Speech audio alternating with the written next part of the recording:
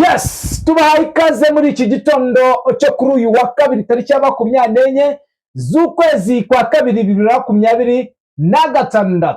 Mwaramutse neza, igitondo cyiza abavandimwe mudahwema kubana natwe. Ni update n'ibisanzwe uko biba biramutse. Ni mu gitondo cya kare aho umuriro ukomeje kwaka ku butaka bwa Repubulika ya Demokarasi ya Kongo mu bice bigiye bitandukanye. Ni imiripuko niko nabivuga, ni intambara zikomeye cyane haba muri zone ya Minembwe aho ni muri Sud Kivu, site ya Kavumu hafi n'ikibuga cy'indege n'ubundi, ndetse ni Masisi. Uraje umenye uko biramutse uko situation ihagaze nyuma y'uko hakozwe deployment zitandukanye ku ruhande rw'ihuriro rya FARDC ndetse n'ihuriro rya AFC. Ubona yuko bose bari mu ngamba nshya ndetse n'imirwano ikaba ikomeye kandi ikaba ikomeje. Ku murongo wa telefone turi bwakira umuroko w'infoma uherereye neza muri biriya bice atubwire situation uko zihagaze. Ni munyemere rero abakristo bavandimwe turebere hamwe uko situation imeze ndetse tunyarukire muri biriya bice turebe uko biba bimeze. Nicyo kiba kituzinduye, nta kindi kiba kituzinduye muri iki gitondo cya kare, ni ukumenya uko bihagaze ndetse ukamenya uko byifashe. Ku murongo wa telefone reka duhamagare umuroko w'infoma Bwana Bizima atubwire uko situation ihagaze. Ariko mbere na mbere reka mbanze mushimire wahisemo kubana natwe. Ikindi kandi nawe ukitwumva bwa mbere urebe munsi ya video ukande kuri subscribe, like, share, bityo nawe yongere mu muryango mugari wadahema kumva amakuru ndetse n'ibiganiro bicukumbuye kandi byizewe. Ni munyemere rero turebe uko situation ihagaze nyuma y'uko n'ubundi umugaba mukuru wa gisirikare cya FARDC ari mu Burundi yo gutegura ama operation agiye atandukanye muri no Sud Kivu. Ni mu gihe yagabanya na mugenzi we umugaba mukuru wungirije nawe wibereye muri Nord Kivu ukomeje ama operation haba muri Masisi, Rucuro aho bashaka gufata ikibaya ikirombe gikomeye cya Rubaya. Ni munyemere yo ku murongo wa telefone twakire Bwana Bizima atubwire uko byifashe. Bwana Bizima, waramutse neza? Aramutse neza. Igitondo cyiza. Igitondo cyiza kuri twese. Yes, bimeze nabi nyuma y'uko n'ubundi bivugwa ko Kisekedi yaba ari mu mazi abira nyuma y'uko apanze operation zikaba zikomeje kugenda zifeiringa. Urabona y'uko imirwano ikomeje kandi ikomeye mu minsi bari bihaye yo gufata zone ya Minembwe bikomeje kugenda biba ingorane. Ni mu gihe kandi bavugaga ko n'ubundi nyuma y'uko bagabye ikirombe kiri mu gice cya zone ya Masisi, aho ngaho n'ubundi ni naho hari imirwano ikomeye kugeza ubu. Naho nyuma yo kugaba icyo kirombe kitari kiri aho bayobora, bari bihaye intego ko baba bagifashe mu minsi ibiri. Bihagaze bite muri iki gitondo? Duherere mu Minembwe tuzamuke utubwira uko byifashe, uko situation ihagaze Bwana Bizima.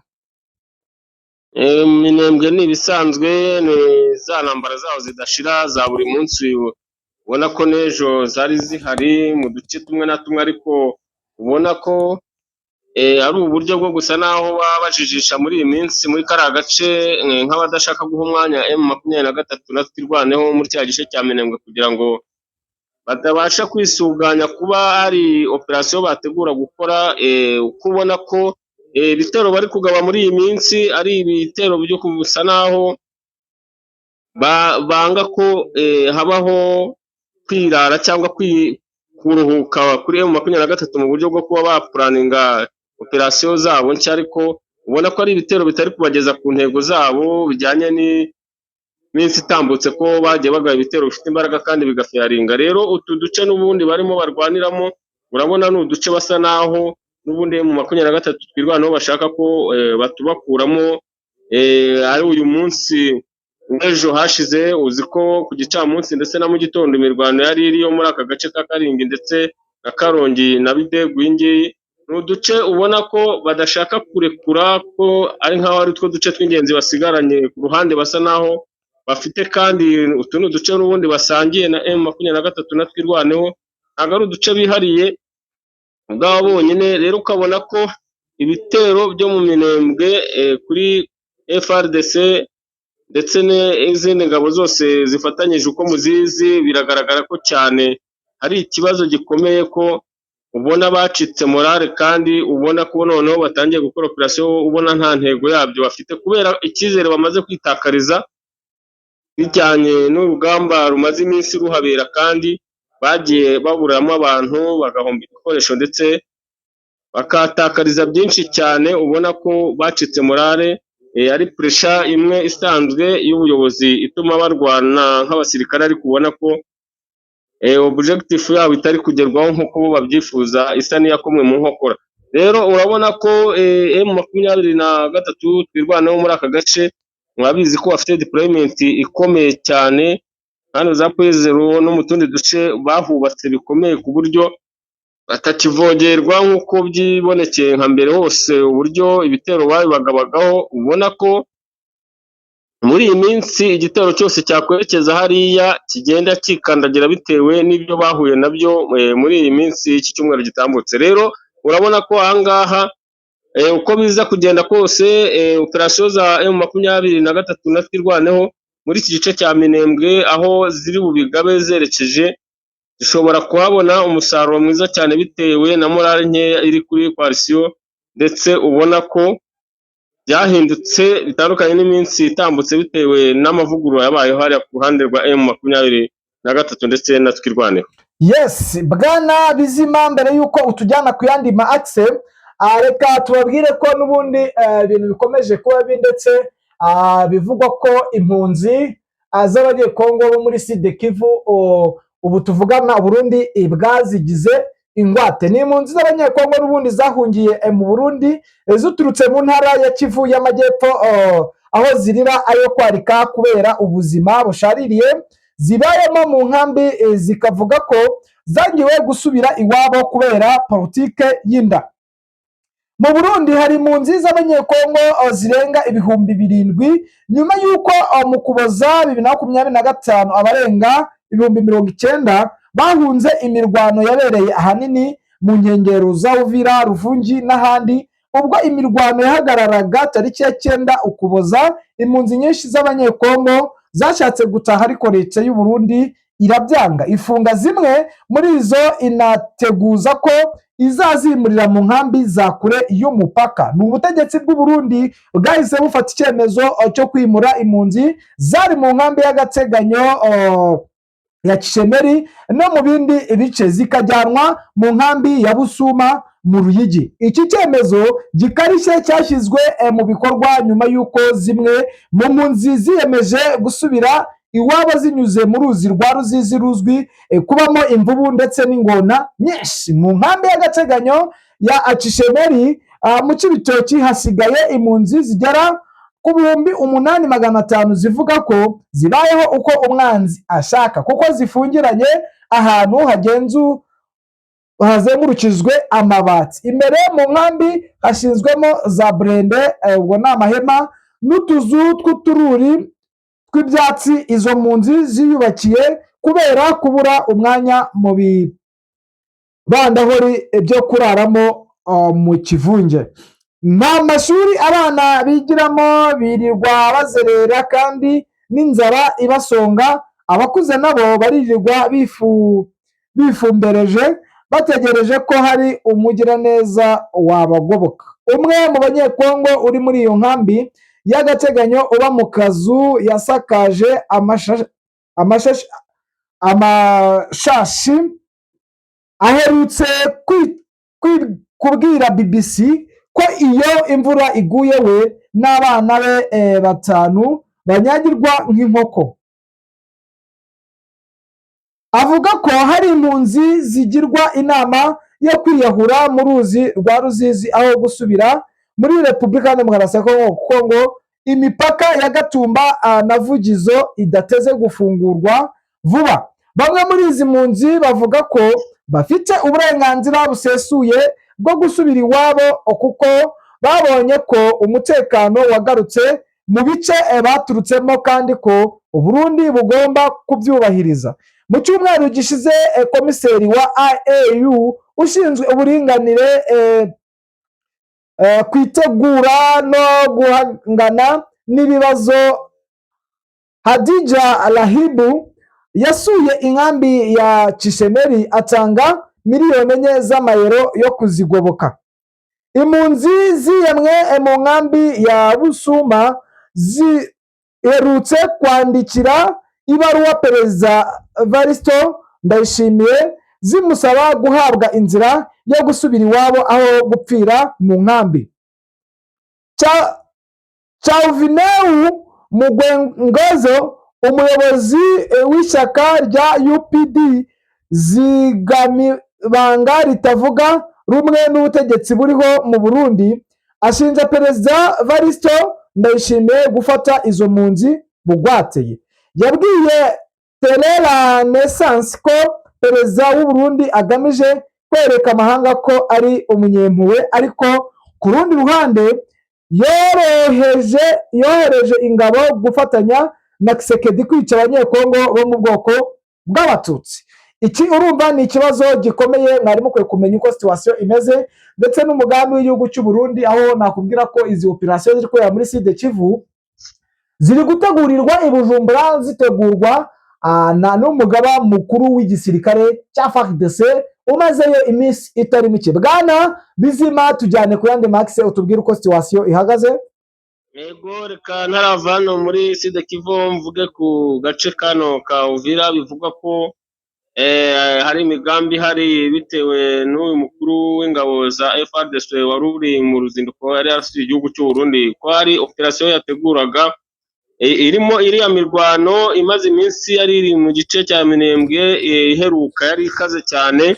Bivuga ko bari bateguye operation yo kuba bakuraho iki kibaya, barasa muri iki kibaya cya Plaine de Rusizi mu buryo bwo kuba bashaka kukigarurira cyose ndetse n'uduce twose tukirimo kigenzurwa na M23. Rero uyu ni umugambi bateguye ariko ukaba utarashyirwa mu bikorwa, niba wafiyarinze n'ibiramenyekana, ariko byari muri gahunda y'uko imbunda za tirari zigomba kurasa defense ziri muri kaya gace ziri i Burundi. Rero bikavugwa ko byanze bikunze uyu mugambi batamenya ko wafiyarinze bitewe n'imyiteguro ibiri hano mu gace ka Bugarama.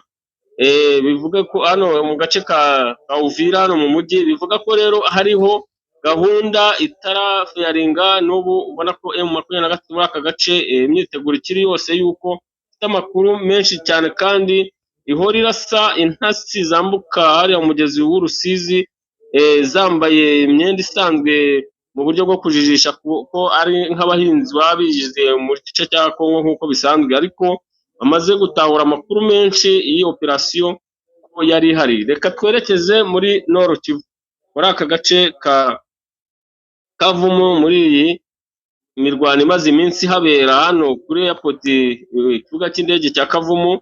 Bivuga ko uyu munsi ubaye uwa gatatu mu mirwano yari iriyo, ndetse ubona ko kuri uyu munsi iki gitondo nabwo imirwano yabyukiye, kandi umunsi w'ejo habaye ikintu kiraswa kuri Wazalendo ndetse na FDLR gikomeye cyane, ku buryo babarashe impande zose bababuza uburyo byageze ubwo abasirikare ba Wazalendo na FDLR bagomba kujya batega moto z'abaturage ku mbaraga kugira ngo babashe kubona ukuntu bideplasa bava muri ako gace. Rero M23 yabaye nk'ibahigisha uruhindu mu nzira zose, harimo abagiye baraswa bacikana moto z'abandi, ndetse bivuge ko hakoreshejwe na drone za kamikazi ku ruhande rwa M23 mu buryo bwo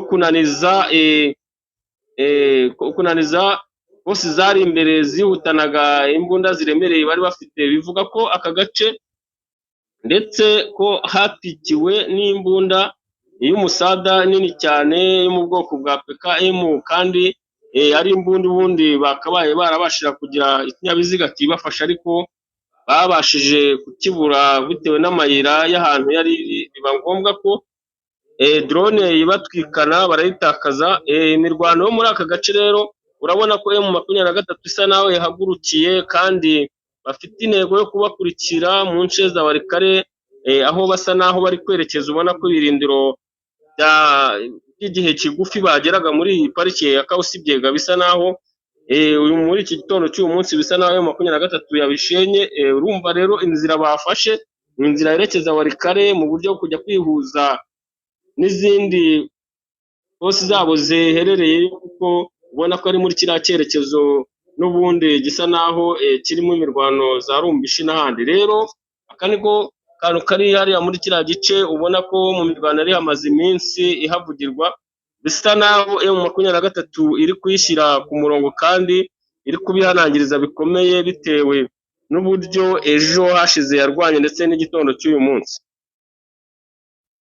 Reka dusa n'aberekeza Masisi ndetse n'igice cya Walikale, ahangaha muri aka gace ka Banakindi muri groupema ya Kisimba, iyi centre ya Katobi, Buhaya na Fungura, iragaragara ko hari imirwano, ndetse ku gicamunsi cy'ejo hashize n'iki gitondo habyukiye imirwano ikomeje cyane, ku buryo ubona ko hariyo pozisiyo za FDLR zasaga naho ari ibintu byateguwe bijyanye n'iyi mirwano iri kubera muri ibi bice byose, ubona ko basa naho bahagurukiye rimwe kandi ari pozisiyo zikomeye ku buryo ubona zifite ibikoresho bihambaye cyane, ku mbunda ziremereye basa naho batari basanganywe.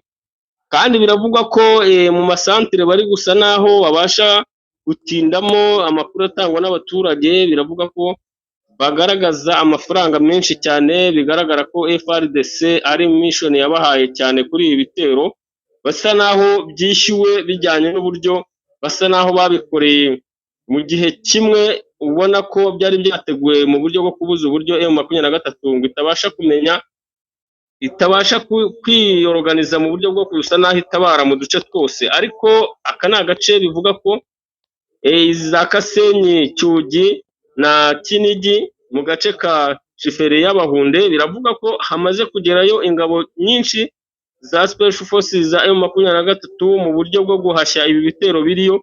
Bikaba bivuga ko rero ubu byabaye nk'ibihindura isura mu cyerekezo barasaga M23 basa naho berekeza ko bayijyana mu gice cya Rubaya. Urabona ko yabahinduranye, ubu yagiye ifata udusozi tw'ingenzi cyane muri aka gace, bivuga ko ubu ngubu gutsimburwa bitagishobotse cyane, kandi barimo kwigarurira uduce basa naho bari batakaje mu minsi itambutse, ubwo bagendaga bava mu madefensi batarwanye bitewe n'uburyo ibi bitero byagabaga bingana, ndetse n'uburyo pozisiyo na force za M23 zanganaga, bakabona batabasha guhangana nabo. Ariko aho Musadu ugereyeyo impinduka zabayeho cyane, ku buryo ubona ko kuraswa kwabo bashaka kubarasa bihagije cyane, kandi ukabona ko biri buze kugira impinduka mu masaha ari buze bitewe n'imirwano ihari kandi irimo imbaraga ku ruhande rwa M23. Yes, Rucuro byifashe bite bwana Bizima? Abo mwumva ndi kukubwira ngo Rucuro byifashe bite?